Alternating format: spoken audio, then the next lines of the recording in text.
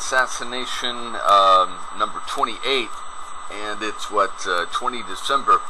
Alright, so we're going to get back into this. We're still talking about the gun, the evidence for that, how it was found, and we're also talking about Oswald's character as seen by George de Mohrenschildt. Alright, so first of all, we're going to get into the gun. This is a video I found of Seymour Weitzman. Remember, he's the one that found the rifle, and so he's going to tell his story here. I haven't seen this yet, so it's going to be a surprise to me what happens. Here we go.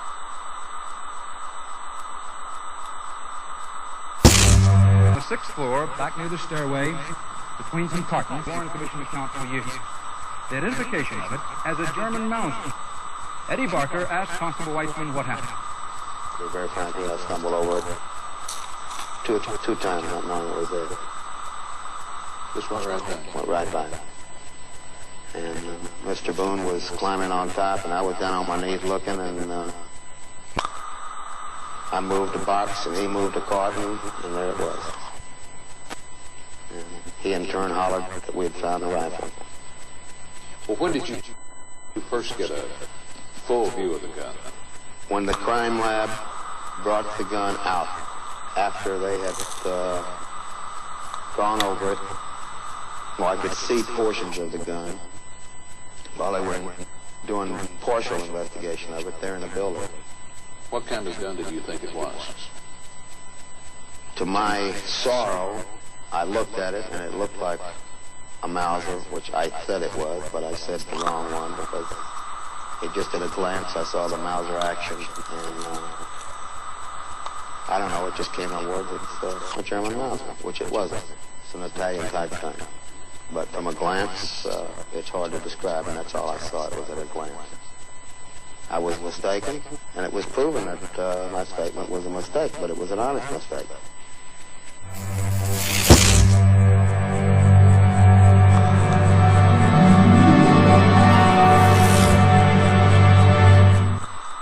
And there you go. So that seems pretty reasonable, that if you see a rifle and it's hidden between some boxes and you're not able to pick it up because you're not part of the crime lab, and you're just looking at it through some boxes in a glance, and you're going to think it's one thing and it's actually something else. That's pretty reasonable. Nothing nefarious, I don't think there.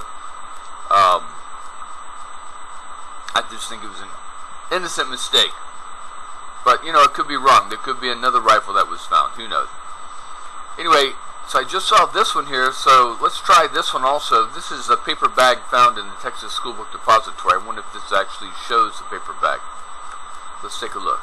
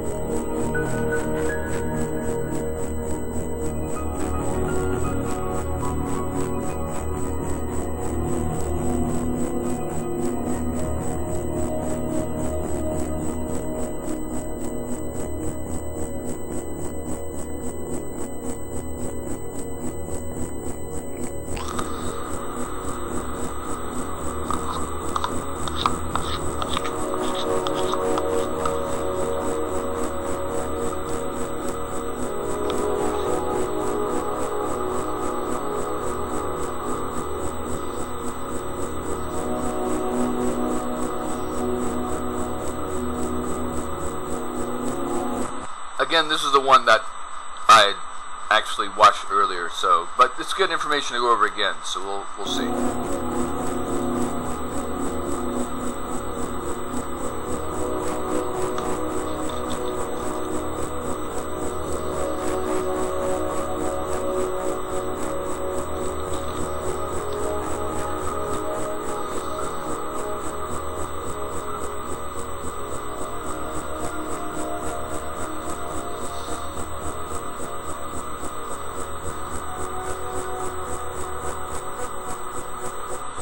guess one thing that strikes me as interesting is that how none of these detectives have, they dress like they're professionals, they act like they're educated professionals, but literally none of them ever got a degree or had any experience in law enforcement or forensics or anything like that. I mean, some were dressmakers and salesmen and, hardware store guys, and they all just, got a job at let's go work at the Dallas Police Department, and they was on-the-job training, I guess, from there. But it's just amazing to me. I guess I'm only saying this because it's, the assassination of the president, and I'm just wondering how many other cases they would have flubbed up, at sent a guy to jail or the death row in Texas, especially some black guy that these cops were racist against or something like that. Anyway, so, alright, we're going to move forward here. Keep moving forward, that's the key thing. Let's see, hold on one second.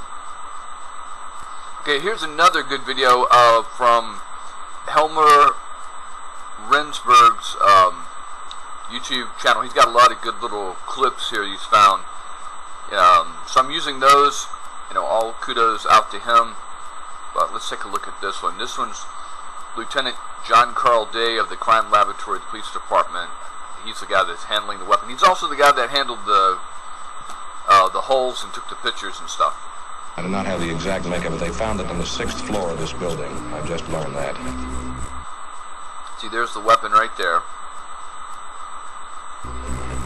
We have a bit of information more about the rifle. This rifle is... See, he's handling it with the straps there. Now, again, Oswald's fingerprints would have been right in those grooves right there. Would have been, on the trigger, on the thumb guard. But we'll see what happens here. Is at a 6.5 millimeter size. We understand this is roughly equivalent to what we know as a .30-30 caliber. And we understand that there is one live round of ammunition found in the rifle when it was recovered from the 6th floor of the see, they're dusting the scope there. Dallas.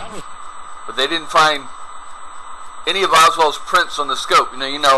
Oswald would be touching that scope because he'd have to, mount it onto the stock there because it wouldn't fit in the bag with the scope on there. So he'd have to mount that onto the rifle, and you'd leave fingerprints all over the place. And then he'd have to be adjusting it, to get that scope lined up. And because every time you take a scope off a rifle and then put it back on, you have to readjust it because it'll be completely out of a line.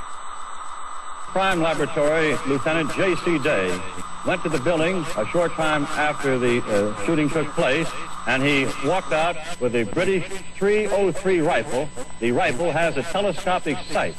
Now, the rifle was found on the 6th floor of the building near a corner window. Also, police... Now, you notice how the newsman got it completely wrong there. He said it was a .303 British rifle, and they found it in the corner by the window. But, these things happen in the rush of things. You're trying to get out information. People sometimes get things wrong. Searching that area, found 3 empty .303 cartridge cases, also scraps of chicken, as if the person could have been there for some time. Dallas Sheriff's Department said the rifle had been found in a staircase on the 5th floor of a building near the scene of the pretty assassination. amateurish. It was a 7.65 Because nowadays, A German Mauser, I believe. Nowadays they would have put that, they would have put that rifle in a bag, some kind of plastic bag to preserve the evidence. But they're walking down the street with it. This is room 317, homicide. Now he's displaying it to all the Dallas police station. Excuse me, in the hallway. As you see, they are bringing the weapon that was allegedly used in the assassination of President John F. Kennedy this afternoon at 12:30. You notice how they display the weapon, you know, up in the air, let the media get a frenzied look at it in video and photographs, and then they do the same thing for Oswald. They running down this hallway, let the news media take pot shots at him and things like that. This is completely un-American, because, you know, any good detective, any good DA would know that in America, a suspect is presumed innocent until proven guilty by the state. We don't parade people up and down hallways and in front of the news media as if they're already guilty. Okay? They do this in other countries. I've seen this in the Philippines, where they'll raid some house, and, you know, in the news, they'll raid a house, and then they'll grab some guys, and then they'll sit them out front, you know, and have the news media, they've already alerted the news media, poke their faces, you know, the cameras in their faces, as if they're presumed guilty. And there's no way to get a fair trial from that, because automatically you're already on the news media. They found drugs or guns or whatever in the house, and then you're just presumed to be guilty. But that's not the American way. But here in Dallas, it seems to be the American way to do the same thing. Here in Dallas, this is a weapon that was used. A rather well-worn military rifle with a scope. At what range would it be effective? That is a rifle. You see that? He's just holding it up there like, this is the one. And now look at that. Holding the rifle just like that. Before you even had a chance, he's already dusted it, but before you even had a chance to lift prints off it, he's holding the rifle just like Oswald would have held it. So any kind of prints that are there, thumbprints, are being destroyed or compromised. Completely shitty, shoddy forensic work. You know, any good lawyer that had this film could show it to the jury and the judge and say, "Judge, can we just get this rifle thrown the fuck out, because, you know, it's been compromised." I returned to the There's Day again. Somewhere around 6:30 or 7 in the evening, and started processing the gun to see what we could do in the way of fingerprint. Now, did you just hear what he said?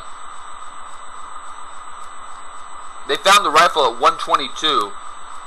He didn't process the rifle until 6:30 in the evening, but yet he's holding the rifle at different points where he would have to process it to find fingerprints, destroying any kind of evidence. Crazy. Absolutely 100% unprofessional. I removed the stock. It was a rather long stock, went nearly to the end of the barrel. And the gun simply laid in on top of the stock. On the underside of the barrel, near the end, there was a palm print, partial palm print found. This was lifted in our usual investigative process using powder and paste. But it didn't come off very well. It was a rather dim print, indicating it was an old print. A fresh print would take powder and is easily seen, but an old print won't take much powder, it's rather dim. And the reasons for that, just like anything else in nature, is that it's going to dissipate. You know, the oil is going to dry up over a period of time. This is just a normal thing that happens. So it's an older print, is what he's saying. It wasn't put there that day. I could tell, though, from the lip, it appeared to be a right palm of Oswald. You see how he tries to say it was a right palm of Oswald. Of course, you got to say that. But where are those right palms And where's that print at? The FBI didn't find it. Okay? So, of course, you can say anything in the news media. Anybody can say, you know, anything. Oswald flew to the moon and shot the fucking president, you know? But prove it. So when you can say anything you want, but when you go to court, you're going to have to prove it to a jury. And the jury's going to say, where's the copy of that palm print that you took off that rifle? And where's the copy of Oswald's palm print that you took off his dead body, okay, after he was assassinated too? And then, you know, the state's going to get their experts from the FBI to try to prove it, but the FBI couldn't find the same fucking match, okay? They couldn't. They didn't find it matching. But the state's going to say that, we'll just say the Warren Commission's going to try to prove that anyway.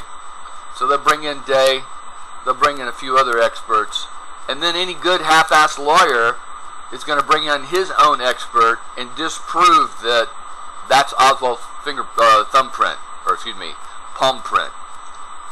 It was an old print. How can you tell the ridges and the patterns don't match up?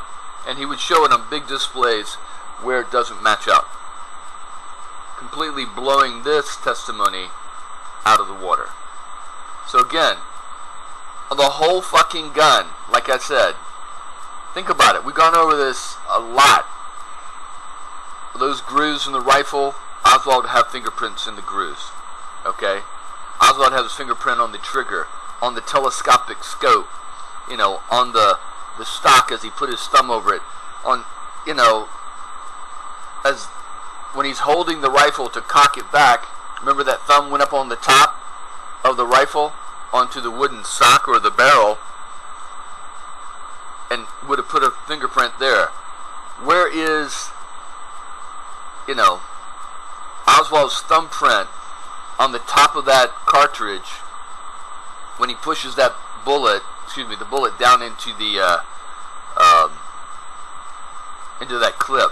Where's Oswald's thumb and fingerprint on that clip as he has to hold it and push his finger, or push his thumb down into that clip?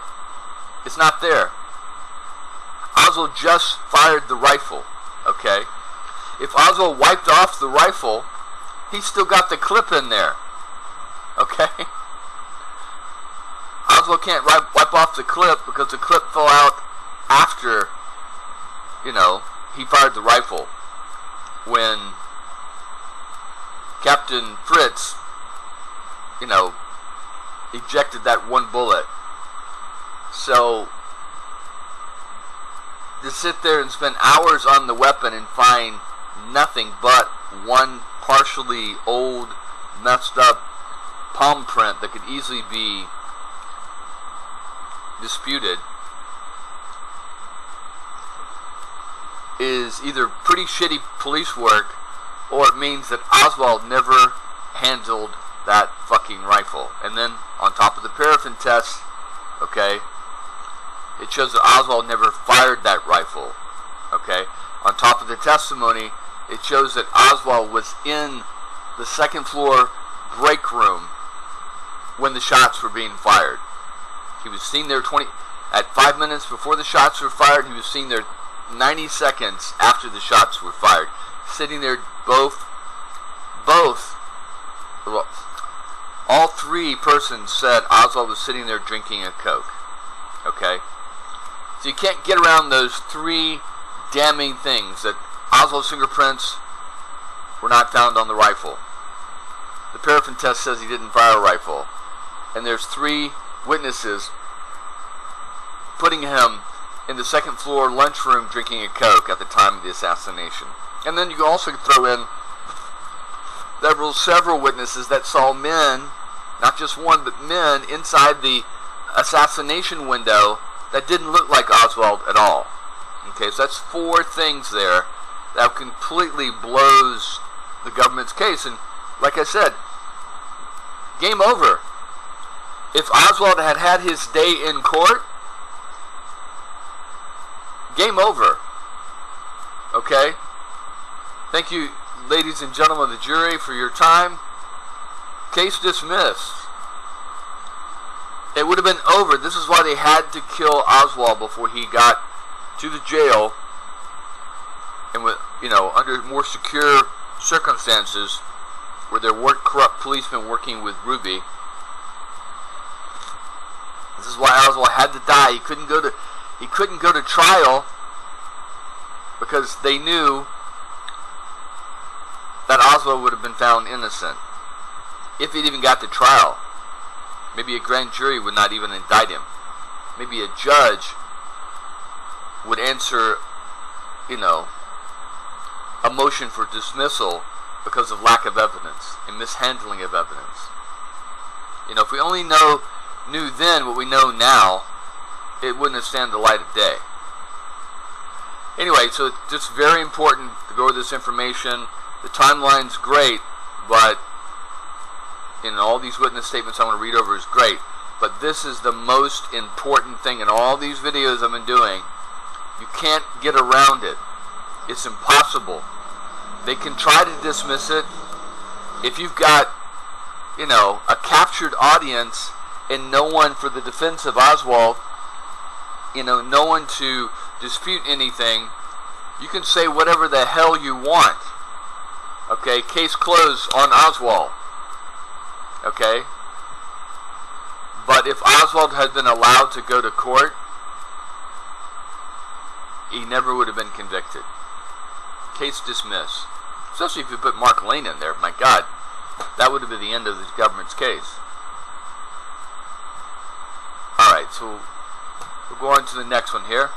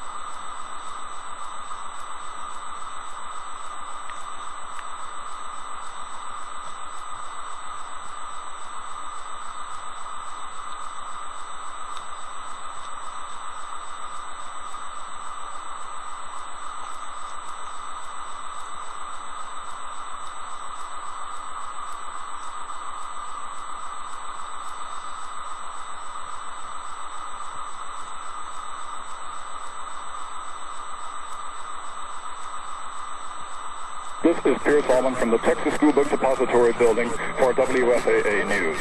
Just a few minutes ago, the President of the United States turned from Houston Street onto Elm Street on his way to a scheduled luncheon appearance at the Stemmons Trade Mart. And as he went by the Texas School... Sorry, I thought I had stopped that. So, anyways, we're deciding to move on here. So, we'll move on to this right here. Alright, so... this is about Des Moines Shield,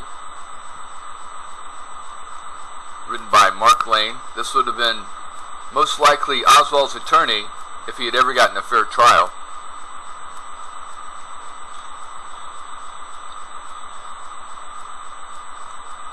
Let's take a look at this article. It says, it is said that George Des Moines Shield held the key to solving the assassination of the John F. Kennedy. Hours before an investigator from the House of Representatives was to question him, he was dead. It was known that Des Moines Shield had worked for several intelligence agencies. He had played many roles. One was controlling Lee Harvey Oswald, the mysterious death of key JFK witness, and investigative report by Mark Lane. Until George Des Moines Shield died in the spring of 1977, few Americans had ever heard of him. Among those intrigued by his career were students of the assassination of President John F. Kennedy, de Mohrenschildt had acted as if he were Oswald's control agent. Oswald responded to de Mohrenschildt's commands. Had it not been for de Mohrenschildt, Oswald probably would not have been employed at the Texas School Book Depository in Dallas. That's interesting. I never heard that one before.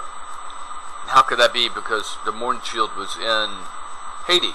Anyway, de Mohrenschildt had been a spy for several countries, evidently rounding out his career with the Central Intelligence Agency. Clay Shaw, whose relationship with the CIA dates back to 1955, had been in contact with Oswald in New Orleans in the summer of 1963. When Oswald was moved to Dallas, de Mohrenschildt took over.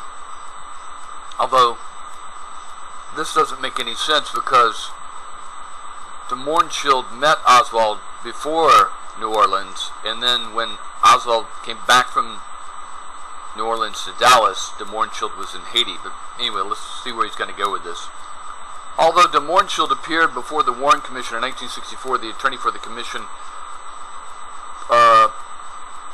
purportedly investigating the death of the president failed to ask de Mohrenschildt the kind of significant probing questions that would induce the witness to provide important answers. When was this written? That's going to be key there. It doesn't show.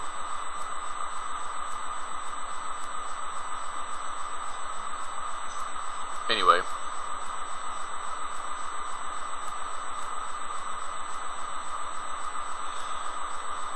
Let's see. 12 years later, in 1976, the House of Representatives established a select committee on assassinations to investigate the murders of the President Kennedy and Dr. Martin Luther King. The committee was formed because it was clear that 13 years after the president's murder, the American public was still doubtful of the conclusions. Now, now I got to check something here. What is up with Mark Lane here? Hold on one second. Okay, yeah, there you go. He was right. I was wrong. In September 1976, the United States House of Representatives voted 280 to 65 to establish the Select Committee on Assassinations. You remember that's actually when de Mohrenschildt wrote that letter. Interesting. Okay, so we'll go back.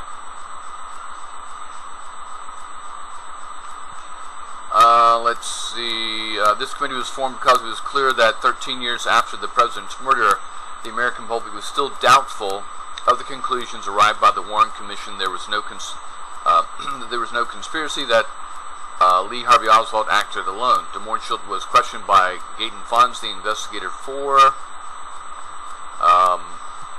the House Select Committee in Manalapan, Florida, during the evening of March 29, 1977. It was supposed to take place. The meeting never took place. De Mohrenschildt was already dead from a gunshot wound inflicted several hours earlier. Upon hearing the death, Representative Richard Pryor,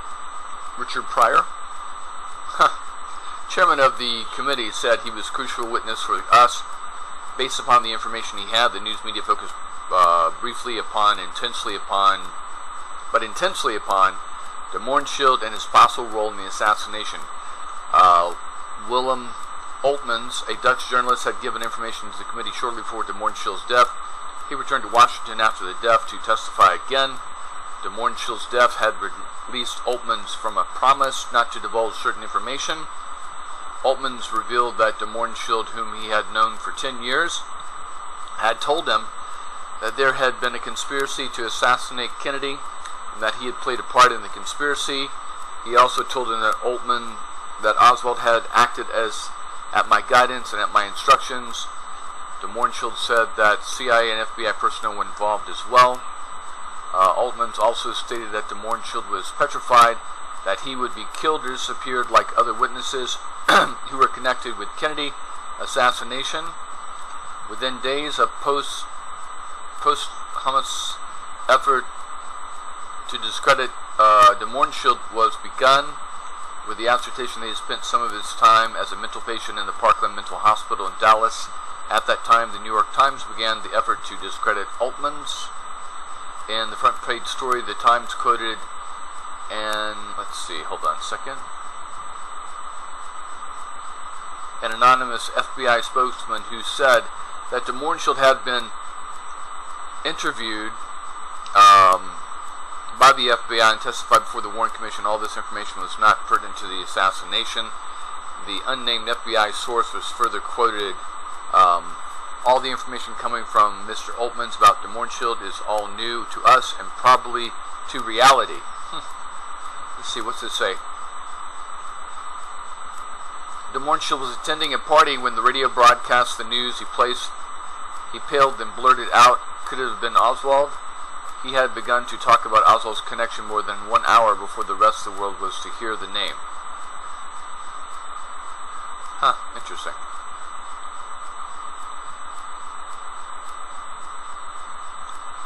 It was hardly logical for the FBI to offer a blanket clearance to de Mohrenschildt. Agents of the FBI had arrested him during World War II and charged him with being a Nazi spy. De Mohrenschildt's background was described by the media as having been colorful. According to a recently declassified FBI document, de Mohrenschildt conducted himself as if he were a Nazi.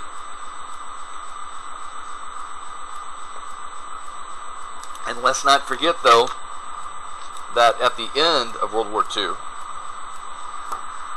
the U.S. government enlisted former Nazis like Erhard Gehlen for the creation of the West German intelligence services. Also, Erhard Gehlen was the head of the Nazi intelligence services. I think it's called the Abwehr. And so he had relevant information about the Soviet Union. So the U.S. was gathering up, not just in Operation Paperclip, but for Nazi scientists, but was also gathering up former intelligence officers in the Nazi regime, also former Nazi satellite state leaders to fight the Soviet Union, to fund them, and even though they had been, our enemies during World War II, all of a sudden they became our friends. It's not unheard of, okay? So why wouldn't they be doing the same thing with de Mohrenschildt? For a time, he had greeted his friends regularly with a hearty Heil Hitler. He lectured to a club which had many Jewish members about the fine qualities he had found in Heinrich Himmler. He spoke to the excellent treatment that the French had received in the Nazi occupation during World War II. He predicted that the United States would be defeated by the Nazis. Apparently, maybe we were, because with Trump and his Nazis, apparently they've made a good go at it.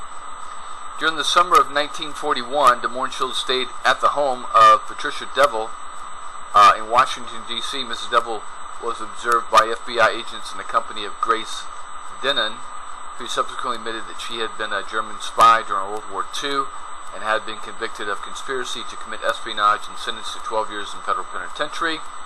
The year after her conviction, Denon implicated Mrs. Devil as being terribly anti-American just before the United States entered the war. Interesting. In 1944, one of de Mohrenschildt's associates, Konstantin Maydel, was charged by the federal government with being a dangerous enemy alien involved in pro-Nazi activities. De Mohrenschildt had worked in partnership with Maydel,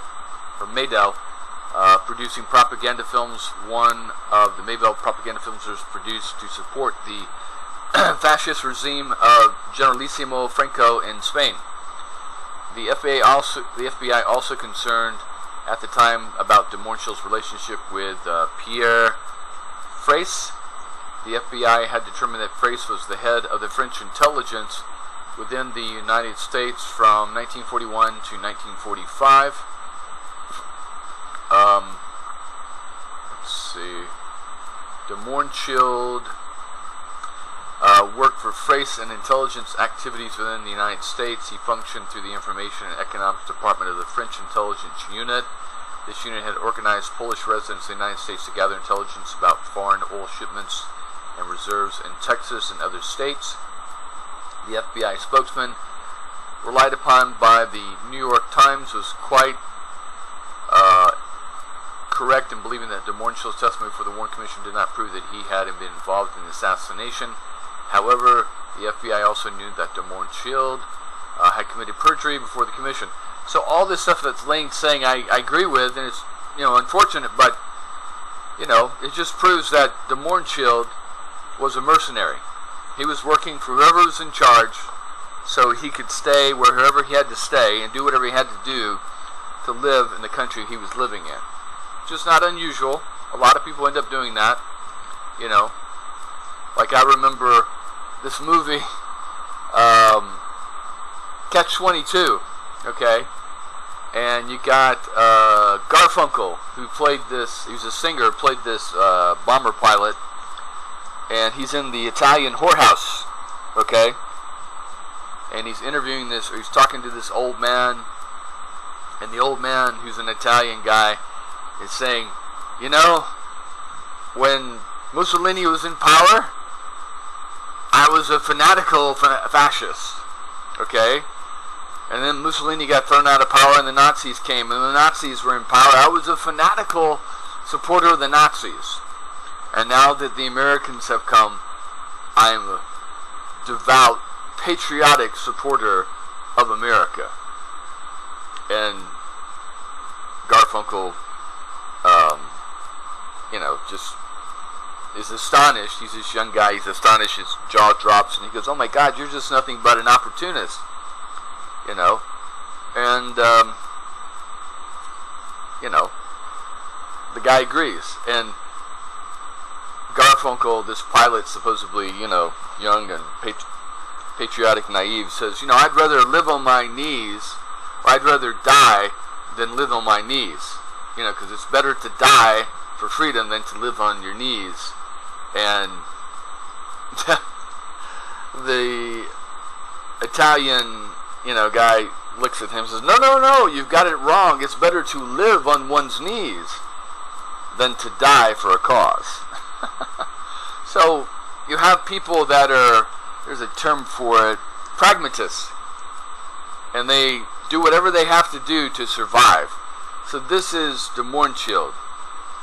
You know, when he's in Germany or when he's in France, he's supporting the regime. Okay? And working for them.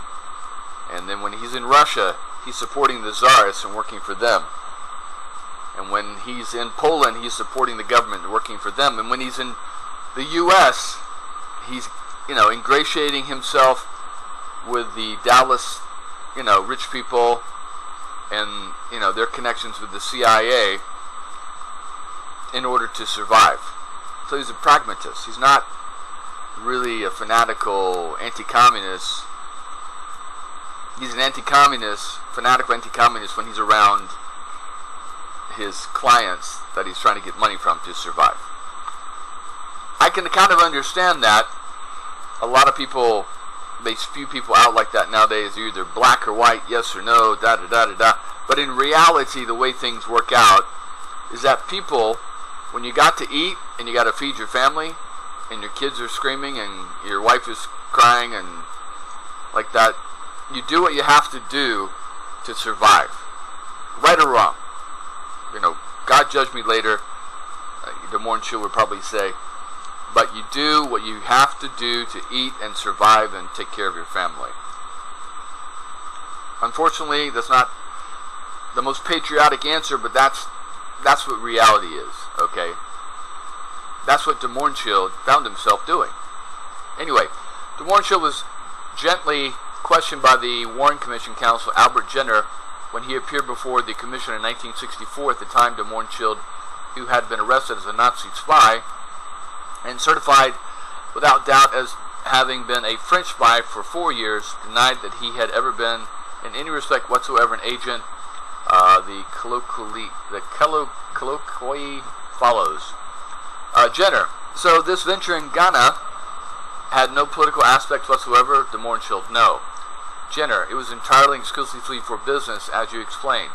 De Mohrenschildt, 100% business. Jenner, except you were working for the International Corporation Administration when you were in Yugoslavia first and had no political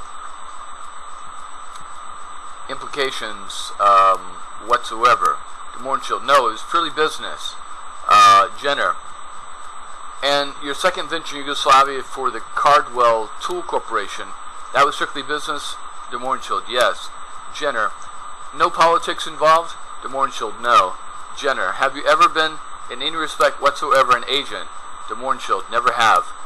Jenner, representing DeMornschild, never, never. Jenner, any government?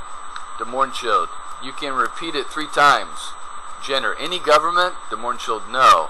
I could take what you call the 5th Amendment, but frankly I don't need to. Jenner, I should say to you, Mr. DeMornschild, that any time you think your privacy is being unduly penetrated, or that you feel that your constitutional rights might be invaded, or you feel uncomfortable, you are free to express yourself, or not to express yourself. DeMornschild, you are more than welcome. I have never been an agent of any government, never been in the pay of any government except the American government, the ICA, and except for being in the Polish army, $5 a month. Well, maybe I made a mistake. Maybe I'm working for the Haitian government now. It is a contract, but it has no political affiliations. Jenner, subject to that. DeMornschild, again, no political angle to it. However, the CIA memorandum for J. Lee Rankin, General Counsel of the Warren Commission, released on October 1st, 1976, reveals that DeMornschild was known as the CIA as a result of his sojourn in Yugoslavia in 1957 on behalf of the International Corporation Agency, and that the CIA headquarters sent the Dallas representative who called the DeMornschiilds in early part of 1957. The CIA report continues. In course of several meetings, the CIA representative obtained foreign intelligence which were promptly disseminated to other federal agencies in 10 separate reports. The Dallas representatives continued informal, occasional contact with DeMornschild until the autumn of 1961.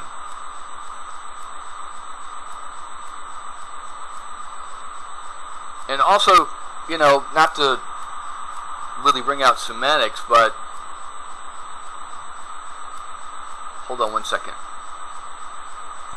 And what I'm going to introduce you to is something that a lot of people just can't wrap their head around. The average Joe in America, it's black or white, yes or no, light or dark, things like that, of absolutes. Whereas people that are educated, that run around in these educated worlds like DeMornschild and people in the CIA, and they've gone to Harvard, and they've gone to Yale, and they've gone to Georgetown University, and they've gone to law school. They use different nuances of different words, and they all know what they mean when they're talking to each other. When we're listening to them or talking to them, we think they mean certain other things, but they can mean different things among that group of people that are talking. So now the definition of an agent, okay, is a person who acts on behalf of a person or group. A person or thing that takes an active role or produces a specified effect. Okay? An agent is anyone who has been entrusted to act on behalf of another individual. A representative, emissary, or official of a government. Okay? A person who is paid to buy or sell products or provide a service for a company. So there can be different nuances on what an agent is. You know, you've got, you know, if you're an actor, you've got an agent. And that agent is acting on your behalf to get you movie parts, to get you a better contract deal, to get you more money, because, you know, it's in his best interest. The more money you make, the more money he makes. Okay? And in a sense, the same thing like with a lawyer, but just a little bit different. A lawyer is working on your behalf. An agent is going to feel the effects of what happens, good or bad, with his client, for his client who he's representing. So if he goes in and makes a deal and tries to make a deal with the contract and blows the contract, and blows the deal, he's going to suffer. He's going to suffer along with his client because he's not going to get money. He's getting a percentage of his client's money.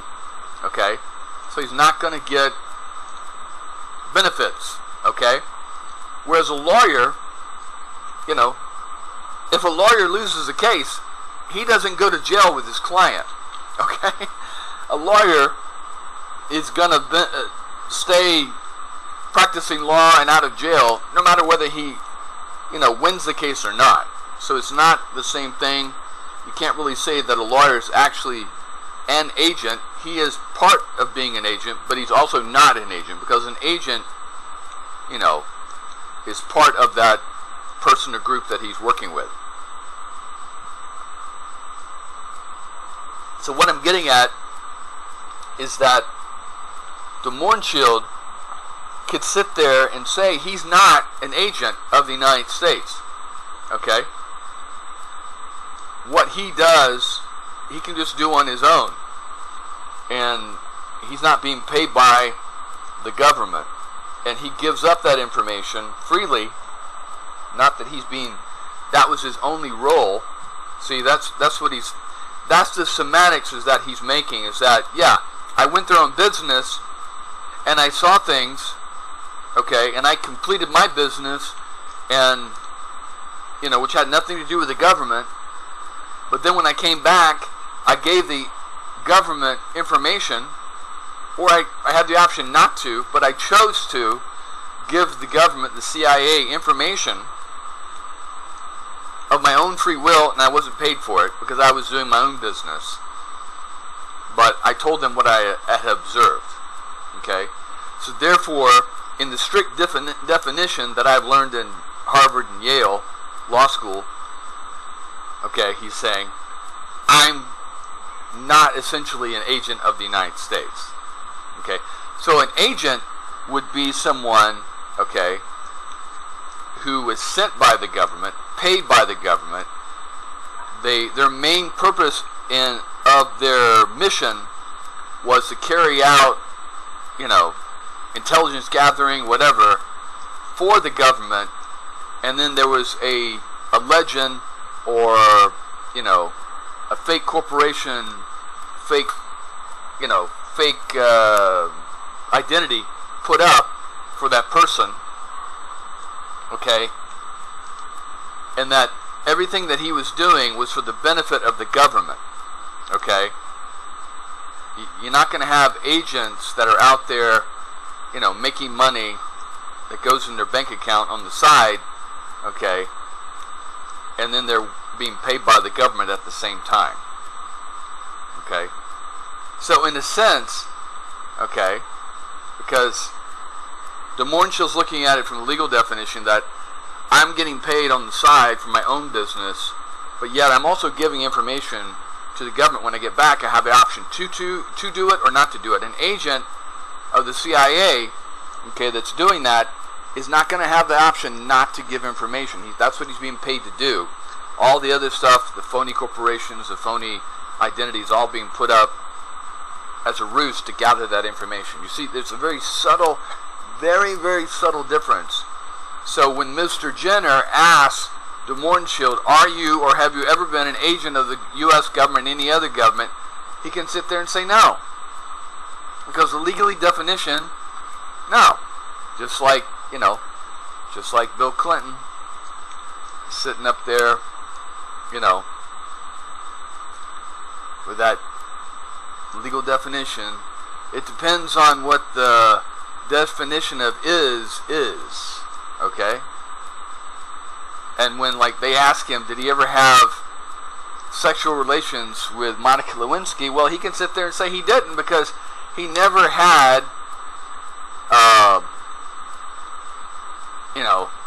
he had oral sex, but not, the other kind. So, in his definition, it wasn't a sexual relationship, okay? Like he'd have with someone else. I know it's stupid. People, especially us Americans, we look at things black and white, yes and no, and it either is or isn't. But in this higher educated world, Yale, Harvard, Georgetown, okay, there's people that live by certain words and definitions, and they're all talking the same language. Okay, when we read it, it means one thing. When they read it and say it, it means something else. Okay? So anyway, I rambled on about that, but I just want to give you the definition that, you know, the Mournschild is thinking an agent. His definition of the government is doing something on behalf of that government and being paid by that government, okay, and not making a profit on his own, okay? And where he's making a profit on his own, he's observing and coming back as a private citizen, giving that information up. You know, just like with Oswald, he took a personal interest. He wasn't being paid to, you know, babysit Oswald. He was acting on his own, using his own money, and then reporting back to the government what he saw. So in his sense, in his legal definition, he was not an agent. I know it sounds weird, and like, what's the difference? Well, that's the difference, okay? That's where he sees the difference, and that's why he can sit there and legally say, I wasn't an agent of the U.S. government or any other government. And see, you notice how he's saying, well, maybe I am an agent of the Haitian government because I have a contract. I'm being paid by them. See, that's his definition. If he's being paid by someone, okay, or they're paying for his expenses and he's not, you know, that's his definition there of an agent. It's a very subtle thing, but I just want to go over that and how he can say those things. Alright, so we're going to go into his video, and we'll keep going. A book was published in New York by a Pirates Fly mod called The Kennedy Conspiracy, in which you and Jan are being discussed over pages, having had at CIA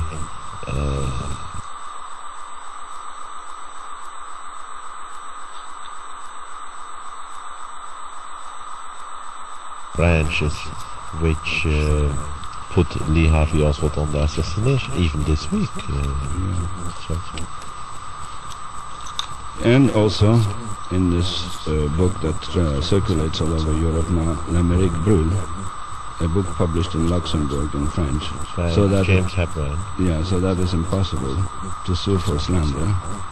I'm called to be a CIA agent who had been assigned to test Harvey Lee Oswald. And may I quote what they said there? Judge, yeah. Aren't we going away from the purpose? Okay. Very much so. Keep these pages. I only inserted this about this you have to keep for later use when we round up your knowing Oswald with we must now stick to the fact that you came to Washington. Don't throw the material out, we need it later. That you went to Washington to meet the Warren Commission. You testified, and we have now both yours and Jean's impressions, including the next day meeting the Auchincloss family. Now, what is your next chapter about? The material on this no, we will keep. There is a little bit more about the Warren Committee. Yes. This was very discouraging, of course, the result of that. However, more encouraging was a comment which I read later on in the Warren Committee report by a friend of mine. Talk a little. By a friend of mine. To whom I introduced Mr. Ballant, to whom I introduced Lee Harvey Oswald when he was looking for a job. He, as we mentioned before, liked Lee, liked what he saw of him, and found him intelligent and alert. Judge, sorry. You don't need to look into any defense of what you said by quoting any of your friends. This Mr. Sam Ballant, we brought in already considerable time ago. And I don't want you to start defending yourself without being attacked. If you need to defend yourself, I will ask questions which you then will quote whatever needs to be said in defense. But don't bring up defense yourself, because it's not necessary. You are not being interrogated on the basis of an attack. Fine. Keep that material for a later. Let's just close this one thing because you are getting off the track. All right. Really. Fine. We must be businesslike in following the chapters. No, not there. This is the material where it was here, and this was he threw out, but this we need. George, really, I'm not very pleased this afternoon with how it goes. We must stick to and talk with slightly more pleasure in what you are doing, because give yourself a little more, you mumble away, and we have to really get this. Now let's first get into chapter 6 or 7. It's chapter E, which we skipped because you had misplaced it, and which should go back. So apparently, Altman is doing this interview to help the Mornshill promote his book, and he's reading from portions of it. So it's kind of a, recorded promotion of his book that people can listen to, and they go, "Oh, that's interesting, so I'm going to go back and buy his book." So that's what's going on here. It's if it is E between D and F, then it is chapter 5. Yeah. And chapter 5 comes after which chapter, George? After chapter D, which is called the further meetings. Further meetings with Lee Harvey Oswald. That will be roughly on tape number 3. And now before chapter F, which is increasing animosity between the Oswald. Yes, between those two chapters we are now handling this coming chapter called, what is the title? E. Contrasts between the Oswalds. Exactly. One evening, Lee brought me the typescript of his experiences. Huh. Hold on 1 second. I read the poorly typed pages very carefully. They related his experiences, and nothing much was added, as far as I can remember, to what he had told me already. Lee sat on our sofa and looked hopefully at me. "Tell me frankly, what do you think of this typescript?" he asked. "I'll tell you the truth," I said, "but remember, I'm not a writer. However, I had a lot of technical articles published," I said. "Your story is simple and honest, but it is poorly written, deprived of any sensationalism, and it really has no point. Personally, I like it for its honesty, and because I remember Minsk. But how many people had similar experiences? How many people would know where Minsk is? Tell me," I asked Lee. "Not many," he agreed. Frankly, I did not... Well, I know where Minsk is at because, that's the capital of Belarus, and, that's what's going on in the war right now, that Lukashenko is the dictator of Belarus, and he's an ally of Putin, and they're trying to get Belarus more involved in the war with Ukraine. So I know where it's at. I want to tell Lee that his grammar and syntax were rather poor, his sentences were awkward, he used pompous, difficult words, frequently without knowing their meaning. This was the result of his scant formal education. The only thing in his favor was his obvious goodwill.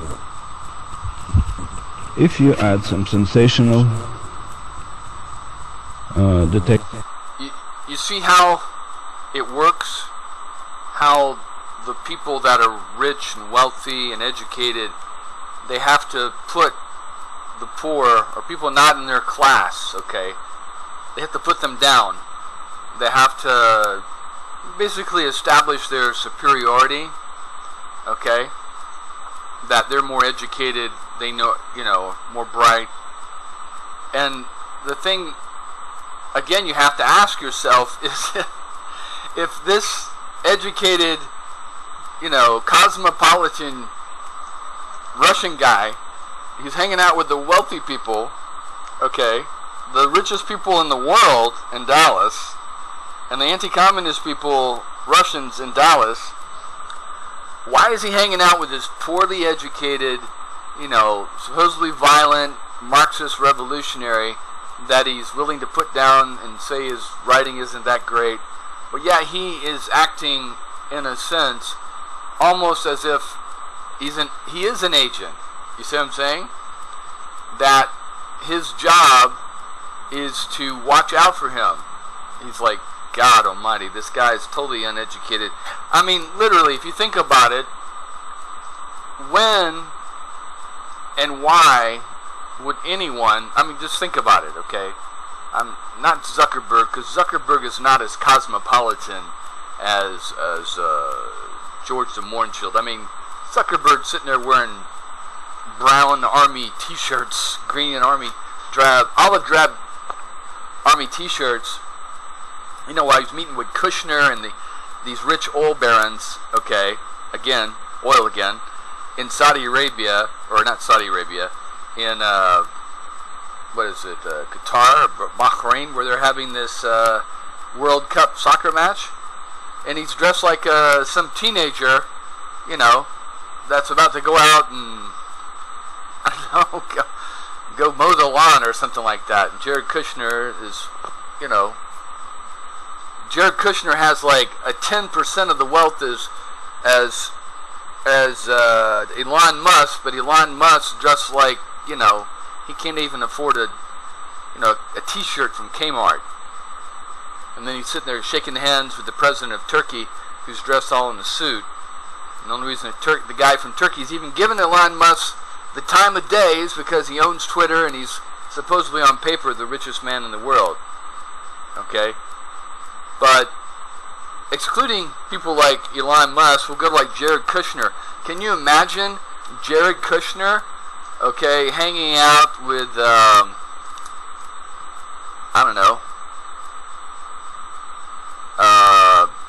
the janitor at his buildings, one of his buildings? Can you imagine Jared Kushner and Ivanka Trump, going over and having dinner with the janitor of one of Jared Kushner's buildings, and then hanging out with them and reading his manuscript that the janitor wrote? I mean, come on. It's just too much. It's too much, okay? And then, you've got to understand also that George the Mornshield is much more sophisticated and cosmopolitan than even Jared Kushner. I doubt that even given a choice that, George the Mornshield would thumb his nose up at Jared Kushner even. And he definitely wouldn't be hanging out with an asshole like Donald Trump. Okay? So, it's just interesting. Again, like I said, it's like oil in water. It doesn't make any sense.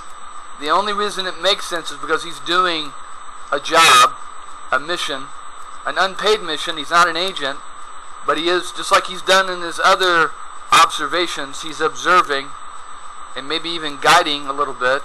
And if he says he wasn't guiding or manipulating Oswald, he's full of shit. Listen to his recording. All of it is manipulating Oswald, okay? For good and bad. Anyway, he's sitting here listening to Oswald's story. Why? You think Oswald's going to share his story with some guy that he doesn't trust or respect? So the Mornshield's gotten his trust, okay? Oswald hates everybody, okay? He doesn't talk to anybody.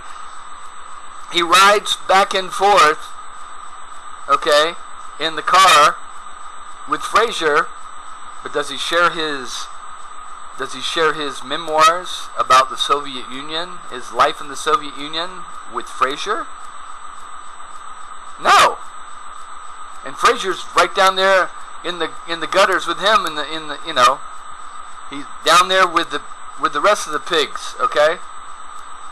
But here's the guy in the gleaming white tower reaching down from heaven to give time of day to this loser, nobody Marxist revolutionary. Crazy mental case. Right? Happens every day, right? No, it doesn't happen every day. Like I said, people are people of habit. They hang out with people that they have common interests in, whether that's money, social class, occupations, hobbies, You know, there's nothing in common with these guys except maybe he speaks Russian, and you never hear Des Moines show talk about Oswald talking about Russia except this one time when Oswald is showing him his manuscript, and then Des Moines is berating him on how poorly it was written, or at least is commenting now about how poorly it was written. I don't think he would have sat there and told Oswald, "Man, your writing sucks. I can't understand this word. What do you mean here?" Oswald would have been embarrassed and pissed off and never trusted, or, you know, never gone into the confidence of Des Moines Shield again after that. Detective story, angles, beautiful female spies, sex, and would depict Russians as depraved monsters. Even your typescript will be published, and you will maybe able to make a lot of money, I suggested. No thanks, said Lee emphatically. I want to have it appear in the American press as it is. Even though it might be poorly written, but I want the public to know the truth. It should improve Russian-American relations. People here should know how decent in general, Russian people are. How they treated me well. A simple American ex-Marine. They treated me with kindness. There is nothing really monstrous in Soviet Russia, she said. I agree, I said, but you talk... And I wanted to say something about that too, okay? And isn't that usually the way it is? No matter where you go, no matter what people that you come across, that most people are usually the same. Most people are struggling, you know, to support their family and take care of their children. And most people are good. Most people, you know, are the same.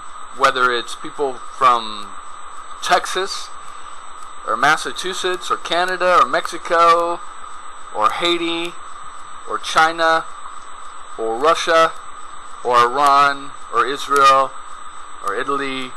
Most, you know, if you parachuted down or flew over these countries and just randomly picked up people and put them all together, they generally are the same. It's usually the governments that are fighting for power that are evil. Okay?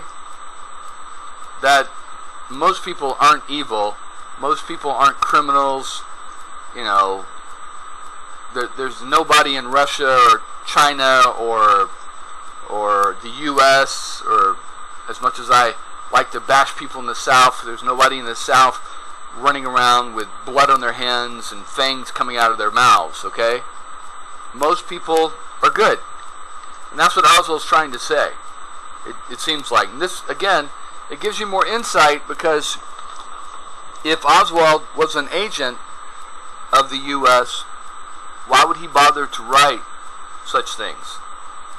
Okay, if he was just on a mission over there for his government, why would he bother to write such things, and why would he bother to show things like that to Des Moines Shield? Now, you could say that Oswald, here's an example, because when you listen to this, this is why this is important to listen to Des Moines Shield. So you have just a couple of choices here. Either A, Oswald really is this confused, angry, Marxist revolutionary. He went to the Soviet Union, found out it wasn't paradise, came back and still dissatisfied. Now he wants to go to Cuba because he thinks that's where the revolution's at. And then he's promoting these things through his book and through his pamphlets, but he never does pamphlets or anything like that in Dallas. Or Oswald is an agent of the U.S. government that, instead of now, you know, being a fake defector in the Soviet Union, now his mission is to infiltrate this white Russian community and feel out by posing as a fake Marxist-Leninist revolutionary, and feel out any of these white Russian community and see if there's any of these people that have sympathies for communism or the Soviet way, and they're just faking it. Okay? And then, of course, do the same thing in New Orleans. Feel out and find other people, students, sailors, whatever, that are leaning towards Cuba or leaning towards the Soviet Union, and then report back so the FBI can monitor these people. Or, but then again, you have to say, why would Oswald go to all this trouble? Or that the Mohrenschildt is completely lying. He's making it all up. He's just painting more of that role of Oswald being this lonely Marxist that we all, we're all getting used to here. I think the truth lies more in that Oswald did have these ideals, and that he was trying to make something of it, of his experience. When you go and do something and it doesn't work out exactly the way you thought it would, then you try something else to justify what you did, okay, and justify your time and effort. Maybe that's what Oswald is doing now. So it definitely doesn't paint Oswald as a communist, radical, Marxist revolutionary, and it definitely doesn't paint him as a informant for the FBI. But he could be. Who knows? Okay? I'm still going back and forth on Oswald, and depending on the person and the document and the testimony I read, depends on which way I'm leaning, because when you listen to the Mohrenschildt, Oswald's a good guy. He's just confused. He's disappointed. He went to the Soviet Union expecting to find paradise, and it wasn't what he thought. Now he's coming back, and he realizes there's no place else to go. Okay, maybe Cuba is the way to do it. Maybe they've got it. Because you can always imagine what something is really, what something's like, and have your ideals and fantasy about what it's like, and then you actually go there, and then you're like, oh, it's not exactly as great as I thought it would be. I've had that as in my childhood about like Disney World. And I went to Disney World, and it was wonderful, great. But then when I got older, I went back because I'm living on those memories, and then I realized it just wasn't as great as I made it out to be, because my attitude, my perspective had changed. Anyway, I won't stop here. I've gone over my time, so we'll just keep going on this, and slowly but surely we'll get through this whole thing. But listening to the Mohrenschildt really gives you a different perspective, okay, about Oswald. At least it does for me. All right, take care, and we'll see you next time.